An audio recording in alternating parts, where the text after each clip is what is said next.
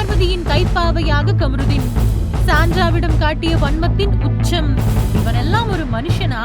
Big pass வீட்டிற்குள் பார்வதி என்ற ஒரு போட்டியாளரால் அந்த வீட்டில் உள்ள மற்ற போட்டியாளர்கள் தினமும் பலவிதமான பிரச்சனைகளை சந்தித்து வருகின்றனர்.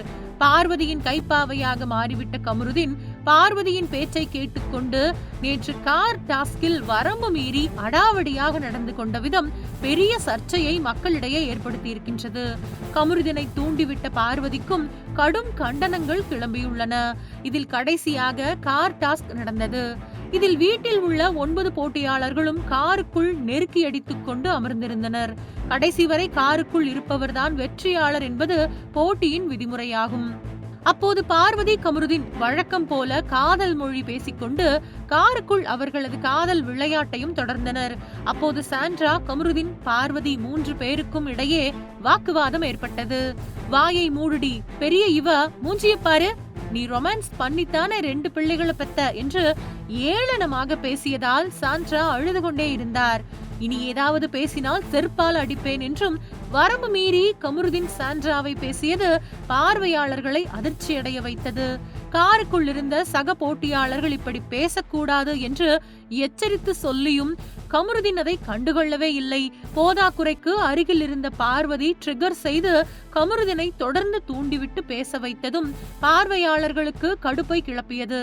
இப்படி தொடர்ந்து காருக்குள் இருந்த சாண்ட்ராவை மிகவும் தரக்குறைவாக பேசி வம்பிழுத்த பார்வதி, கமருதீன் இருவரும் ஒரு கட்டத்தில் கிசுகிசு என பேசி சாண்ட்ராவை வெளியே தள்ளி விடுவது என்று முடிவு செய்தனர். இதை புரிந்து கொண்ட சாண்ட்ரா காரின் கதவு லாக்கை இழுத்து பிடித்து அமர்ந்து கொண்டார். அவர்களை அவர் கண்டுகொள்ளாமல் அமைதியாகவே இருந்தார். அப்போது திடீரென ஆவேசமான பார்வதி சாண்ட்ராவை காருக்குள் இருந்து வெளியே தள்ள முயற்சித்தார். அதற்கு கமருதீனும் முட்டு கொடுத்து தள்ள சாண்ட்ராவை பார்வதி இடுப்பு பகுதியில் உதைத்து வெளியேற்றினார். காருக்கு வெளியே புல்தரையில் சாண்ட்ரா விழுந்த நிலையில் வலிப்பு வந்து துடித்துக் கொண்டிருந்தார். இதை பார்த்ததும் வெளியே இருந்து விக்ரம் பதறி அடித்துக் கொண்டு தண்ணீர் பாட்டில் எடுத்து வர ஓடினார். காருக்குள் இருந்த சபரியும் கானா வினோத்தும் கத்திக்கொண்டே ஓடி வந்து சாண்ட்ராவை பிடித்து ஆறுதல் படுத்தினர். எனினும் அவரது உடல்நிலை மோசமான நிலையில் டாக்டர் டாக்டர் என்று கத்திக்கொண்டே சாண்ட்ராவை தூக்கி கொண்டு மெடிக்கல் ரூம் அறைக்கு 3 பேரும் ஓடினார்கள்.